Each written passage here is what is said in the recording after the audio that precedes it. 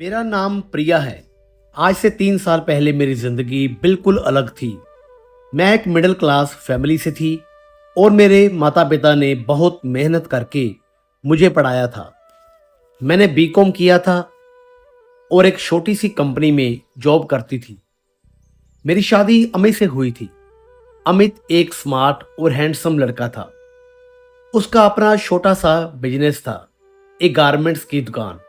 शादी से पहले सब कुछ अच्छा चल रहा था। अमित बहुत प्यार से बात करता था और मुझसे वादा करता था कि शादी के बाद मुझे बहुत खुश रखेगा। मेरे माता पिता को भी अमित पसंद आया था। उन्हें लगा कि ये लड़का अच्छा है और मेरा ख्याल रखेगा। शादी की तैयारियां होने लगी। मैं भी बहुत खुश थी। मैंने सोचा कि अब मेरी जिंदगी बहुत अच्छी तरह से चलेगी। शादी बहुत बढ़िया ढंग से हुई। अमित का परिवार भी अच्छा था। उसकी मां थोड़ी सख्त थी, लेकिन बाकी सब ठीक थे। शादी के बाद पहले कुछ महीने तो वाकई में बहुत अच्छे गुजरे। अमित मुझसे बहुत प्यार करता था और मैं भी उसे बहुत चाहने लगी थी। शादी के 6 महीने के बाद अमित ने अपना बिजनेस बड़ा करने का फैसला किया।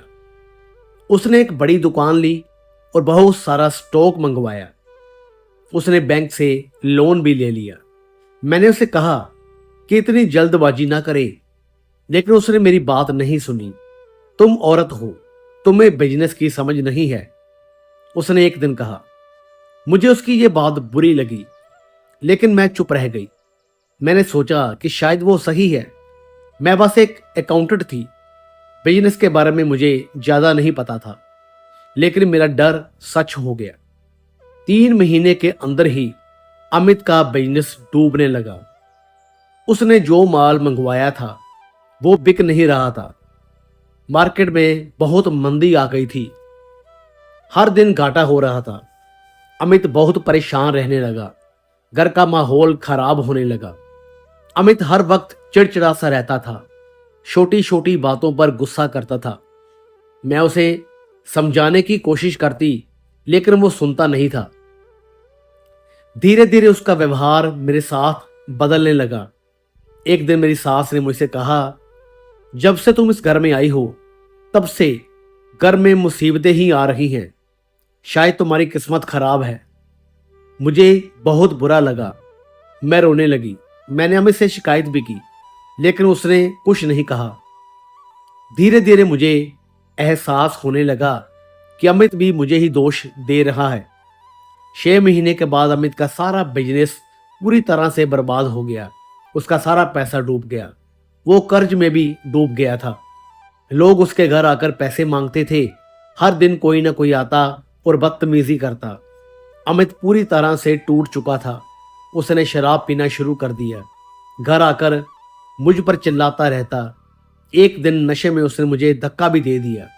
मैं गिर गई और मेरे माथे पर चोट भी लग गई। मैं रोने लगी। मेरी सास ने भी मुझे ही दोष दिया। तू मनहूस है, तेरी वजह से मेरे बेटे की जिंदगी बर्बाद हो गई, उन्होंने चिल्लाकर कहा।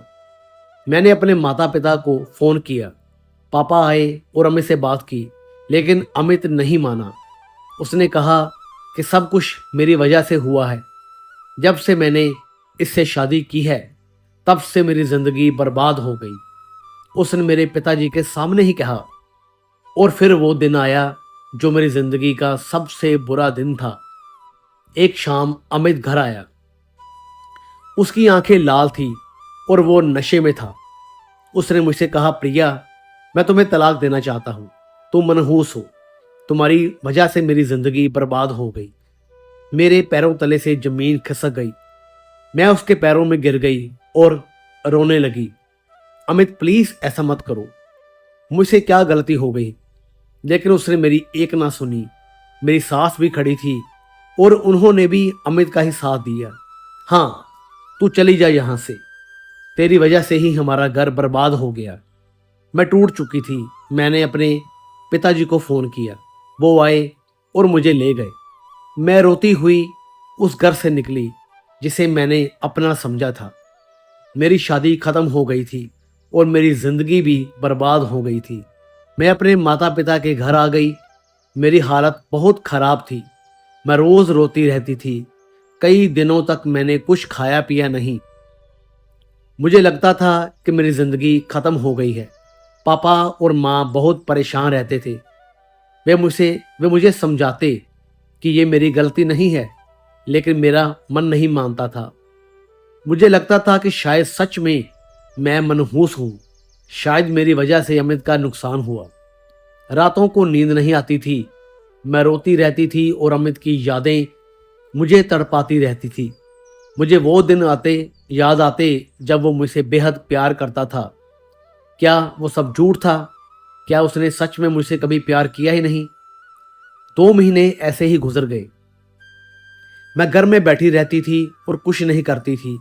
पापा ने मुझसे कहा, बेटा तुम ऐसे नहीं बैठ सकती, तुम्हें अपनी जिंदगी आगे बढ़ानी होगी। लेकिन मेरे पास हिम्मत नहीं थी। मुझे लगता था कि अब मेरी जिंदगी में कुछ नहीं बचा है। समाज में लोग मुझे तलाकशुदा औरत के तौर पर देखते थे। कुछ लोग तो सीधे सीधे बोल देते कि शायद मेरी ही कोई गलती होगी। एक दिन मेरी एक पुरानी सहेली नेहा मिलने आई। उसने मुझसे कहा, प्रिया तुम ऐसे बैठकर अपनी जिंदगी बर्बाद नहीं कर सकती। तुम एजुकेटेड हो, तुम काम कर सकती हो। तुम्हें फिर से जिंदगी शुरू करनी चाहिए। तुम्हें कोई जॉब करनी चाहिए। मैंने कहा, नेहा अब कोई मुझे जॉब पर नहीं रखेगा।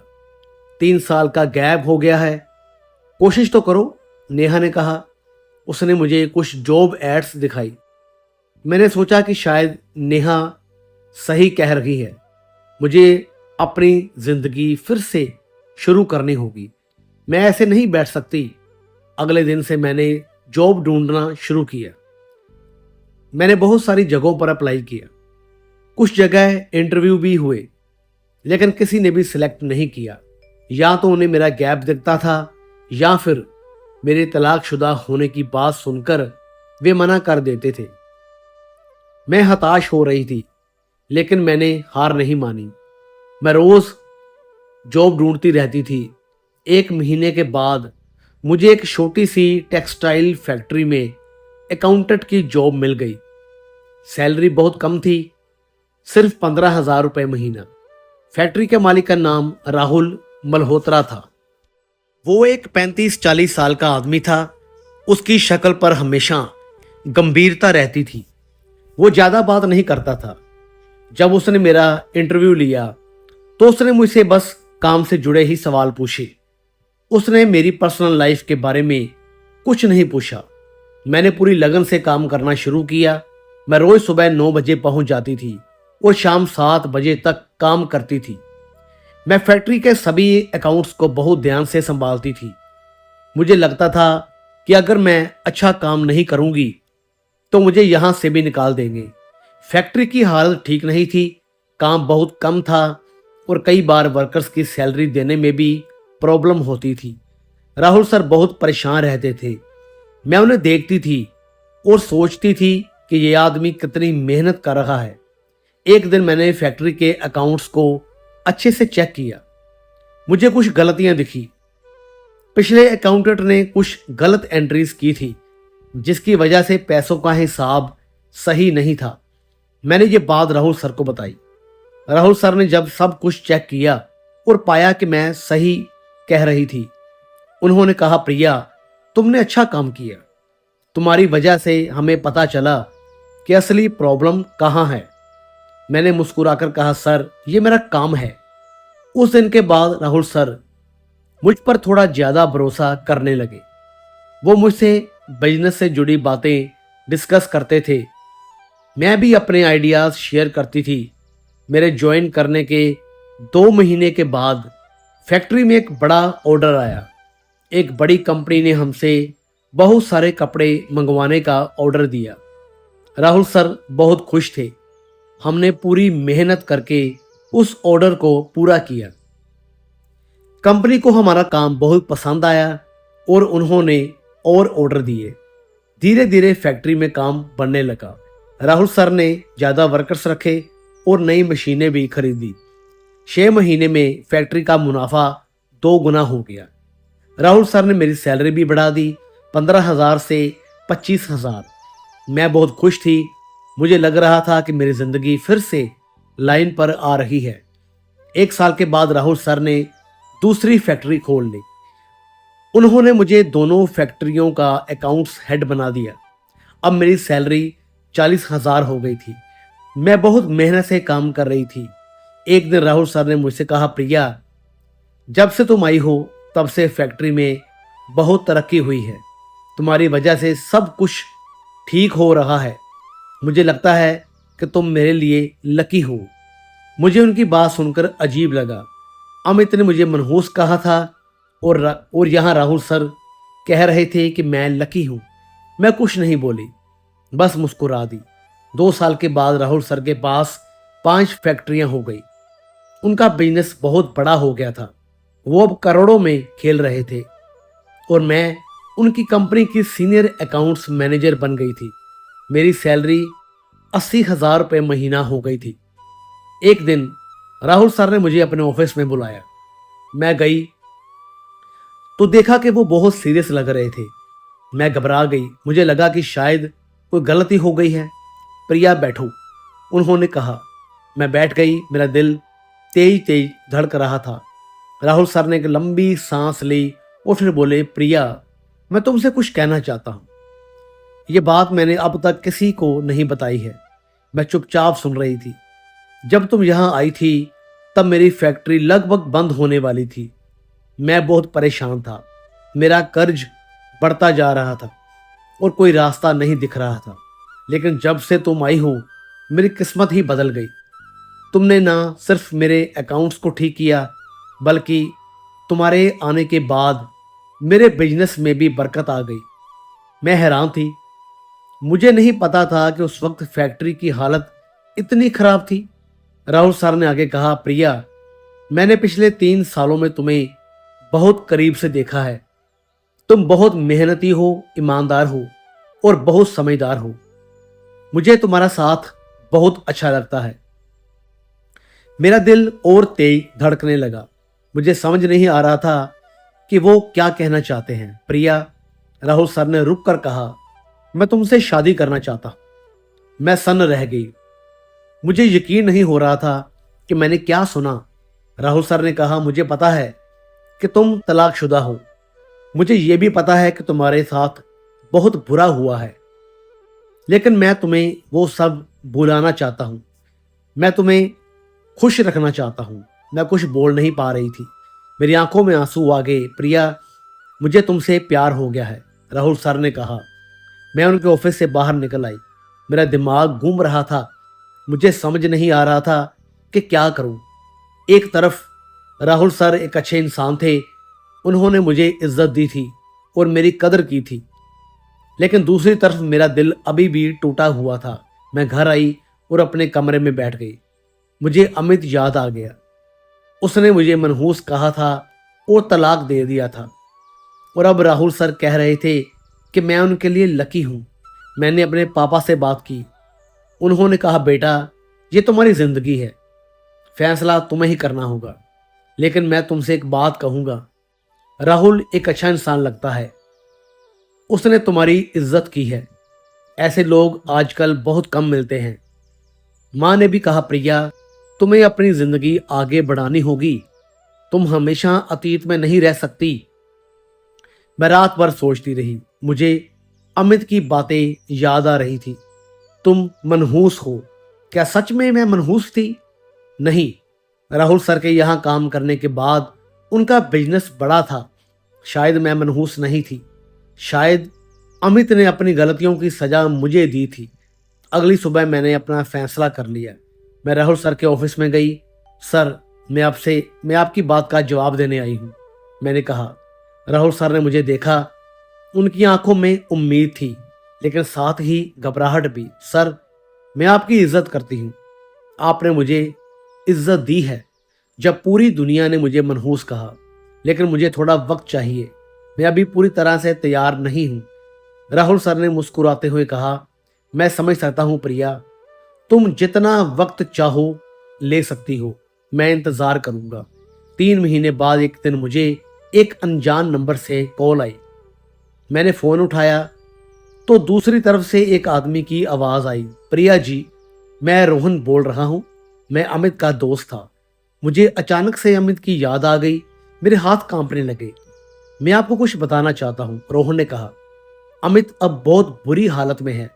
उसका बिजनेस तो पहले ही डूब गया था। अब वो शराब पीता रहता है।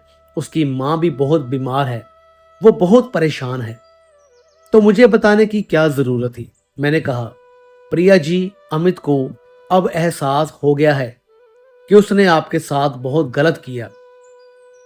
वो रोज आपको याद करता है और रोता है। वो कहता है कि असल में उसकी गलती थी, आपकी नहीं। उसने बिजनेस में गलत फैसले लिए थे और फिर आप पर दोष लगा दिया। मुझे अजीब लग रहा था। एक तरफ मुझे लग रहा था कि अच्छा हुआ, अमित को अपनी गलती का एहसास हो गया, लेकिन दूसरी तरफ मुझे उस पर गुस्सा भी आ रहा था। रोहन जी, अब बहुत देर हो चुकी है। अमित ने जो मेरे साथ किया वो मैं कभी नहीं भूल सकती। उसने मुझे मनहूस कहा और तलाक दे दिया। अब जब मैं खुश हूं तो वो वापस आना चाहता है। ऐसा नहीं होगा। मैंने फोन काट दिया। मेरे मन में बहुत सारी भावनाएं उमड़ रही थी, गुस्सा, दुख और साथ ही एक अजीब सी संतुष्टि। अमित को आखिरकार अपनी गलती का एहसास हो गया था। उसी शाम जब मैं ऑफिस से घर जा रही थी तो मैंने देखा कि कोई मेरे पीछे आ रहा है। मैं घबरा गई।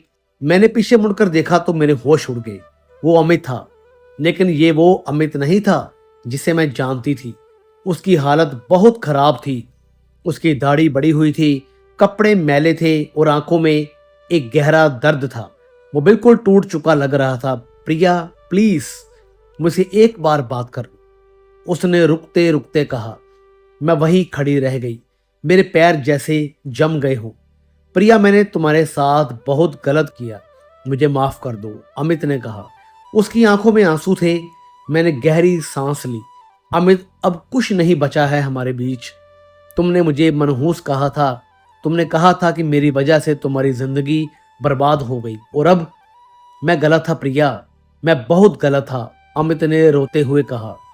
मेरे बिजनेस में नुकसान हुआ तो मैंने अपनी गलतियों की सजा तुम्हें दे दी। मैंने गलत फैसले लिए थे, बिना सोचे समझे कर्ज ले लिया था, लेकिन मैंने तुम पर दोष लगा दिया। मैं चुपचाप सुन रही थी। प्रिया, मुझे तुम्हारी बहुत ज़रूरत है। प्लीज़ वापस आ जाओ, मैं तुम्हें बहुत खुश रखूंगा। अमित ने मेरे पैर पकड़ने की कोशिश की। मैंने पीछे हटते हुए कहा, नहीं अमित, अब बहुत देर हो चुकी है। जब मुझे तुम्हारी ज़रूरत थी तुमने मुझे धक्का देकर बाहर निकाल दिया। अब जब मैं अपने पैरों पर खड़ी हूं तुम वापस आ गए हो। प्लीज़ प्रिया। अमित रो रहा था। अमित, तुमने मुझे सिखा दिया कि जिंदगी में खुद पर भरोसा करना कितना ज़रूरी है। तुमने मुझे तोड़ा, लेकिन मैं फिर से खड़ी हो गई, और अब मैं उस प्रिया से कहीं ज़्यादा मजबूत हूँ जो तुम्हारे घर से रोते हुए निकली थी। मैं वहां से चली गई, पीछे मुड़कर नहीं देखा। मेरे मन में अजीब सी शांति थी। मैंने अपने अतीत को अब हमेशा के लिए बुला दिया था। अगले दिन मैं राहुल सर के ऑफिस में गई। वो कुछ फाइलें देख रहे थे। मुझे देखकर मुस्कुरा दिए। सर, मैं आपको कुछ बताना चाहती हूँ, मैंने कहा। हाँ प्रिया, बोलो, उन्होंने कहा। मैंने उन्हें कल की पूरी बात बताई, अमित के आने के बारे में, उसकी हालत के बारे में और हमारी बातचीत के बारे में। राहुल सर ने ध्यान से सुना। जब मैंने बताना खत्म किया तो राहुल सर ने कहा, प्रिया, मुझे खुशी है कि तुमने अपने अतीत को पीछे छोड़ दिया है, लेकिन अगर तुम अमित के पास वापस जाना चाहती हो तो ये तुम पर है। नहीं सर, मैंने बीच में ही कहा, मैं अपने अतीत में वापस नहीं जाना चाहती, मैं आगे बढ़ना चाहती हूँ। राहुल सर की आंखों में खुशी झलकी। मैंने आगे कहा, सर, 3 महीने पहले आपने मुझसे एक सवाल पूछा था, मैं अब उसका जवाब देने के लिए तैयार हूं। राहुल सर खड़े हो गए। उनके चेहरे पर एक अजीब सी खुशी थी। सर, मैं आपसे शादी करना चाहती हूं, मैंने कहा।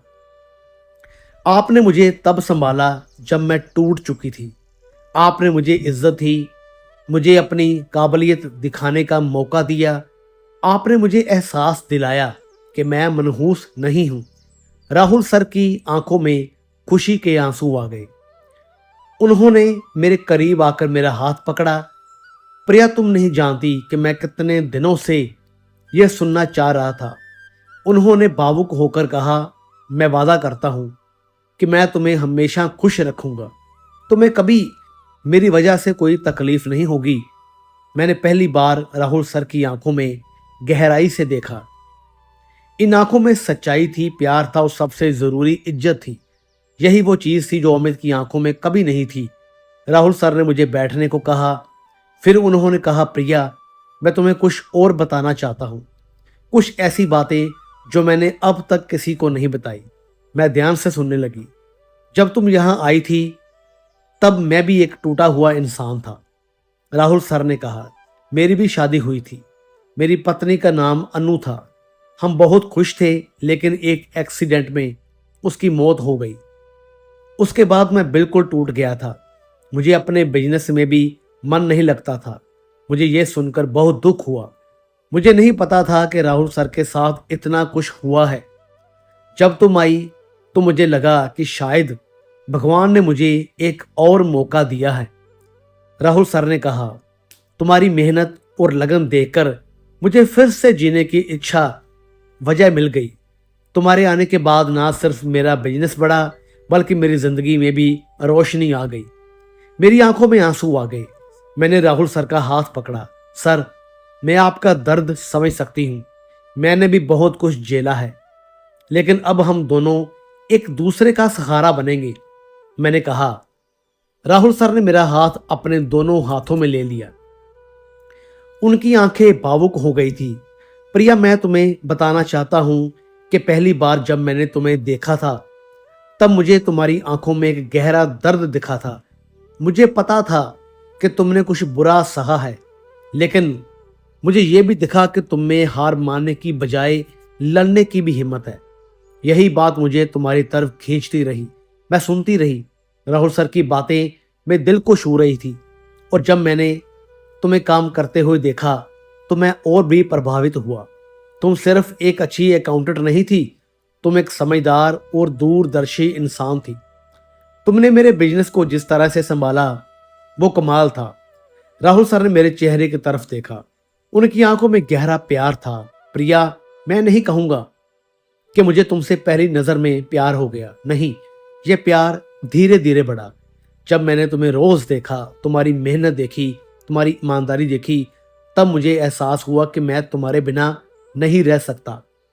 मैं भावुक हो गई। ये पहली बार था जब किसी ने मुझे इतना सम्मान दिया था, इतनी इज्जत दी थी। अगले दिन राहुल सर मेरे घर आए। उन्होंने मेरे माता पिता से मिलकर मेरा हाथ मांगा। मेरे पापा बहुत खुश हुए। उन्होंने राहुल सर से बहुत बातें की और आखिर में खुशी खुशी हाँ कर दी। माँ रो पड़ी, लेकिन इस बार यह खुशी के आंसू थे। उन्होंने कहा, राहुल जी, हमारी बेटी ने बहुत दुख झेले हैं, प्लीज उसका ख्याल रखिएगा। राहुल सर ने हाथ जोड़कर कहा, आंटी, मैं प्रिया को अपनी जान से भी ज्यादा प्यार करता हूँ। मैं वादा करता हूं कि उसे कभी कोई तकलीफ नहीं होगी। शादी की तैयारियां शुरू हो गई। इस बार सब कुछ बिल्कुल अलग था। अमित से शादी के वक्त मुझे हमेशा लगता था कि मैं एक बोझ हूं, लेकिन राहुल सर के साथ मुझे महसूस हो रहा था कि मैं किसी के लिए मायने रखती हूं। राहुल सर ने मुझसे पूछा कि मैं कैसी शादी चाहती हूं। मैंने कहा, मुझे कुछ भी खास नहीं चाहिए, बस एक सिंपल शादी चाहिए। राहुल सर ने मेरी बात मान ली। एक दिन हम दोनों शॉपिंग के लिए गए। राहुल सर ने मुझे बहुत सारे कपड़े और ज्वेलरी दिलवाई। जब मैंने मना किया तो उन्होंने कहा, प्रिया, मुझे तुम्हें खुश करने दो, ये मेरा हक है। उनकी बात सुनकर मेरा दिल भर आया।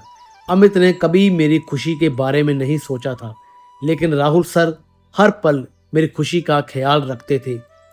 शादी से एक हफ्ते पहले अमित फिर से आया। इस बार वो मेरे घर के बाहर खड़ा था। मैंने खिड़की से उसे देखा। उसकी हालत और भी खराब हो गई थी। मैं भाग गई। अमित, तुम यहाँ क्या कर रहे हो? प्रिया, मुझे पता चला है कि तुम्हारी शादी होने वाली है। अमित ने रोते हुए कहा। प्लीज ऐसा मत करो, मुझे एक और मौका दे दो। मैंने गहरी सांस ली। अमित, मैं तुम्हें पहले ही बता चुकी हूँ, अब बहुत देर हो चुकी है। मैं राहुल सर से प्यार करती हूँ। वो मुझे वो इज्जत देते हैं जो तुमने मुझे कभी भी नहीं दी। लेकिन प्रिया, मैं तुम्हारा पहला प्यार हूँ। हमारी शादी हुई थी। अमित ने कहा। हाँ अमित, शादी हुई थी, लेकिन तुमने ही उसे खत्म किया। तुमने ही मुझे मनहूस कहा और तलाक दे दिया। अमित कुछ नहीं बोल पाया। अमित, मैं तुम्हें माफ करती हूँ, लेकिन मैं तुम्हारे साथ तुम्हारे पास वापस नहीं आ सकती। मैं अपनी जिंदगी आगे बढ़ा चुकी हूँ, मैंने कहा। तभी राहुल सर वहां भी आ गए। उन्होंने पूरी बात सुन ली। तुम अमित हो ना? राहुल सर ने पूछा। अमित ने हाँ में सर हिलाया। राहुल सर ने शांत आवाज में कहा, देखो, मैं तुम्हारी हालत देख सकता हूँ और मैं समझ सकता हूँ कि तुम्हें अपनी गलती का एहसास हो गया है। लेकिन प्रिया अब तुम्हारी नहीं है। वो मेरी होने वाली पत्नी है और मैं उसे बहुत प्यार करता हूँ। अमित ने राहुल सर की तरफ देखा। राहुल सर ने आगे कहा, अगर तुम सच में प्रिया से प्यार करते हो तो तुम्हें उसे खुश देखना चाहोगे। मैं वादा करता हूं कि मैं उसे हमेशा खुश रखूंगा। मैं वो गलतियां नहीं करूंगा जो तुमने की। अमित की आंखों में आंसू आ गए। उसने मेरी तरफ देखा। प्रिया, प्लीज मुझे माफ कर दो। मैंने तुम्हारे साथ बहुत गलत किया। तुम खुश रहो, अमित ने धीरे से कहा और वो वहां से चला गया। मैंने उसे जाते हुए देखा। मेरे मन में थोड़ी सी कसक हुई, लेकिन मुझे पता था कि मैंने सही फैसला लिया है। राहुल सर ने मेरा हाथ पकड़ा। क्या तुम ठीक हो? मैंने उनकी तरफ देखा और मुस्कुरा दी। हाँ, मैं बिल्कुल ठीक हूँ। अब मैं सच में खुश हूँ। हमारी शादी बहुत सुंदर तरीके से हुई, सिंपल लेकिन खूबसूरत। राहुल सर ने सब कुछ बहुत अच्छे से अरेंज किया था। मेरे माता पिता बहुत खुश थे। ऑफिस के सभी कर्मचारी भी आए थे। सबको हमारी शादी की बहुत खुशी थी। जब मैं दुल्हन बनकर तैयार हुई तो माँ ने मुझे गले लगाया और कहा, बेटा, तुमने बहुत संघर्ष किया है। अब भगवान ने तुम्हें खुशियां देने का वक्त आ गया है। शादी की रात राहुल ने मुझसे कहा, प्रिया, अब से तुम्हें राहुल सर नहीं, बस राहुल कहना है। मैं मुस्कुरा दी। ठीक है राहुल। राहुल ने मेरा हाथ पकड़ा और कहा, प्रिया, मैं जानता हूं कि तुमने बहुत कुछ झेला है, लेकिन अब मैं तुम्हें कभी भी अकेला नहीं छोड़ूंगा। तुम्हारे दुख मेरे दुख हैं और तुम्हारी खुशी मेरी खुशी है। उनकी बातें सुनकर मेरी आंखों में आंसू आ गए। राहुल ने मेरे आंसू पोंछे और मेरे माथे पर एक प्यार भरा किस किया। उस रात मैंने पहली बार महसूस किया कि सच्चा प्यार क्या होता है। ये वो प्यार नहीं था जो सिर्फ अच्छे वक्त में साथ देता है। ये वो प्यार था जो बुरे वक्त में भी साथ खड़ा रहता है। ये वो प्यार था जो इज्जत देता है, समझता है और सम्मान करता है। शादी के बाद हम दोनों ने मिलकर बिजनेस को और बढ़ा दिया। अब मैं सिर्फ अकाउंट्स नहीं देखती थी, बल्कि बिजनेस के बड़े बड़े फैसलों में भी शामिल होती थी। राहुल मेरी राय को बहुत महत्व देते थे। एक साल में हमने 2 और फैक्ट्रियां खोल ली। अब हमारे पास 7 फैक्ट्रियां थी। हमारा टर्नओवर करोड़ों में था। राहुल हमेशा कहते थे, प्रिया, ये सब तुम्हारी वजह से ही मुमकिन हुआ है। लेकिन मैं जानती थी कि ये सिर्फ मेरी वजह से नहीं था। ये हम दोनों की मेहनत और एक दूसरे के प्रति विश्वास की वजह से था। हम एक टीम थे, एक परफेक्ट टीम। एक दिन मैंने राहुल से कहा, तुम्हें पता है, मुझे अमित ने मनहूस कहा था, लेकिन तुम्हारे साथ मैं समझ गई कि मैं मनहूस नहीं। असल में अमित मेरी काबिलियत को नहीं समझ पाया। उसने मुझे कभी मौका ही नहीं दिया। राहुल ने मुझे अपनी बाहों में ले लिया। प्रिया, तुम मनहूस नहीं हो, तुम मेरी किस्मत हो, तुम मेरी लकी चार्म हो। तुम्हारे आने के बाद ना सिर्फ मेरा बिजनेस बढ़ा, बल्कि मेरी जिंदगी भी पूरी हो गई। मैंने उनके सीने पर सर रख दिया। मुझे पहली बार लगा कि मैं सच में किसी के लिए कीमती हूँ। शादी के 1.5 साल के बाद एक दिन मुझे पता चला कि मैं प्रेग्नेंट हूँ। मैं बहुत खुश हुई, लेकिन साथ ही थोड़ी घबराहट भी थी। मैं माँ बनने वाली थी। जब मैंने राहुल को बताया तो वो इमोशनल हो गए।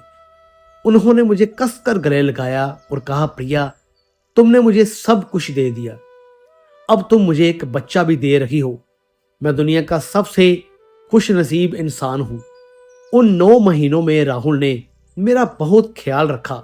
वो मुझे ऑफिस जाने से मना करते थे, लेकिन मैं जिद करती थी तो वो मेरे साथ ऑफिस आते और मेरा पूरा ध्यान रखते।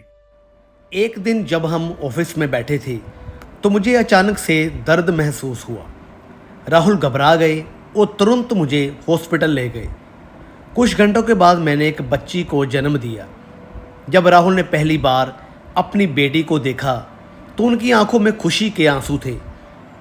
उन्होंने बच्ची को गोद में लिया और कहा, ये मेरी 2 परियों में से एक परी है, दूसरी परी तुम हो प्रिया। मैं भावुक हो गई।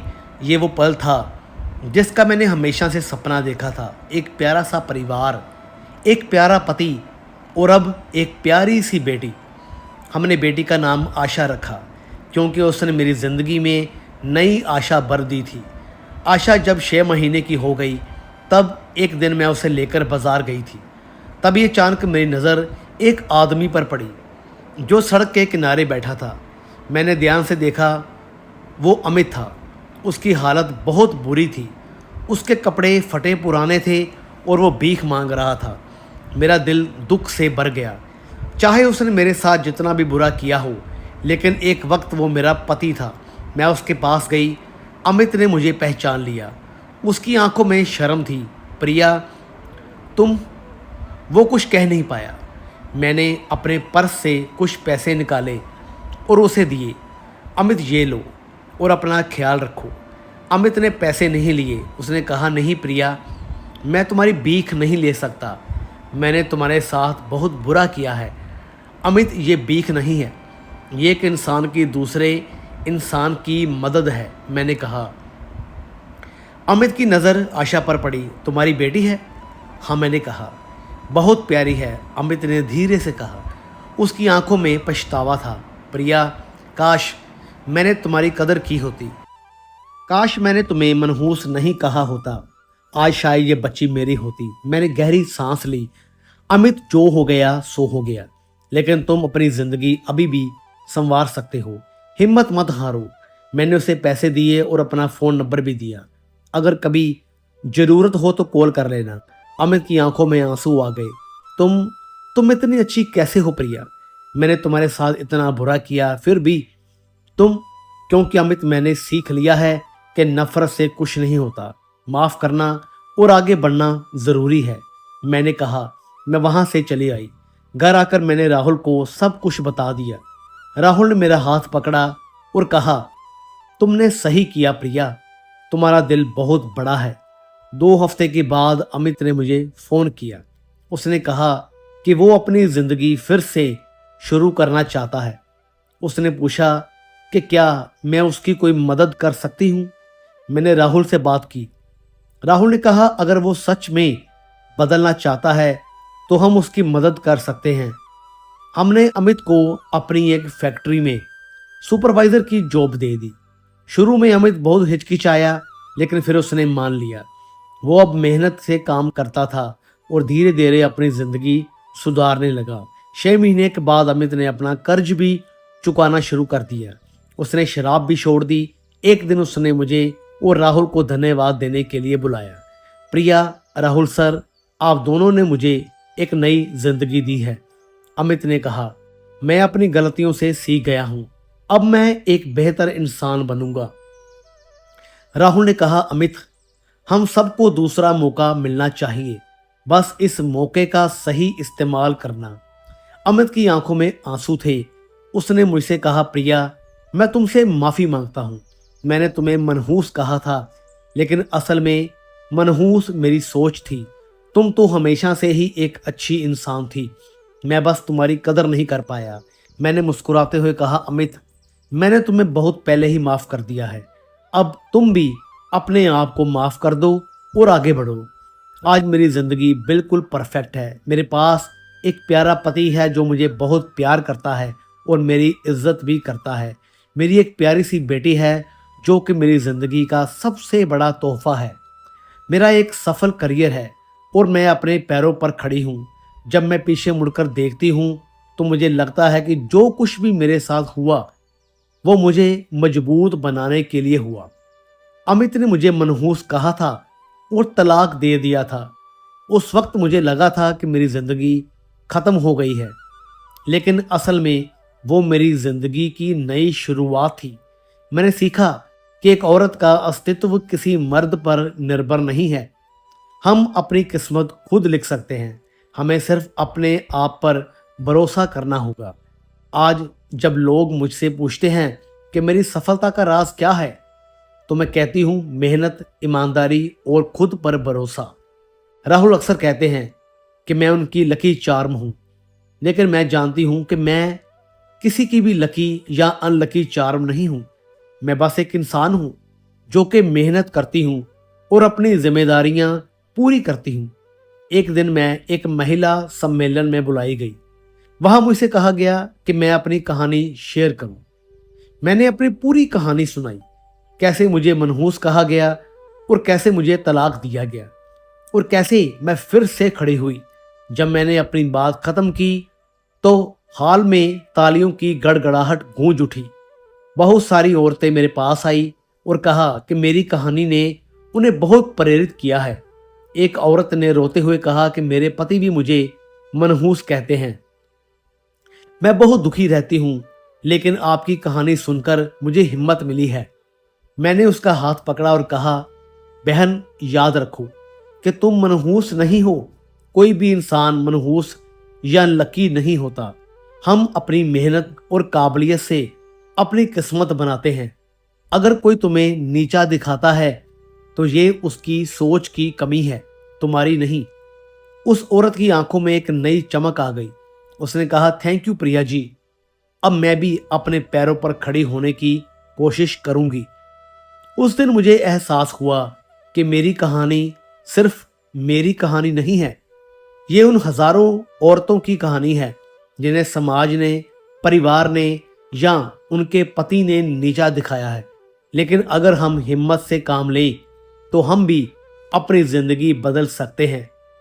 आज शाम को जब मैं घर आई तो आशा दौड़ती हुई मेरे पास आई। मम्मा, उसने कहा और मेरे गले लग गई। राहुल भी वही थे। उन्होंने मुझे देखा और मुस्कुरा दिए। कैसा रहा सम्मेलन? बहुत अच्छा, मैंने कहा। मुझे लगा कि मेरी कहानी से लोगों को कुछ सीखने को मिला। तुम्हारी कहानी तो सबको प्रेरित करती है प्रिया, राहुल ने कहा। उस रात जब हम तीनों डिनर टेबल पर बैठे थे तो मैंने अपनी जिंदगी के बारे में सोचा। कितना कुछ बदल गया था। वो प्रिया जो अमित के घर से रोती हुई निकली थी और आज की प्रिया, दोनों में जमीन आसमान का फर्क था। लेकिन सबसे बड़ी बात यह थी कि मैंने सीख लिया था कि किस्मत हमारे हाथ में होती है। हम खुद अपनी किस्मत बनाते हैं। कोई हमें मनहूस या लकी नहीं बना सकता।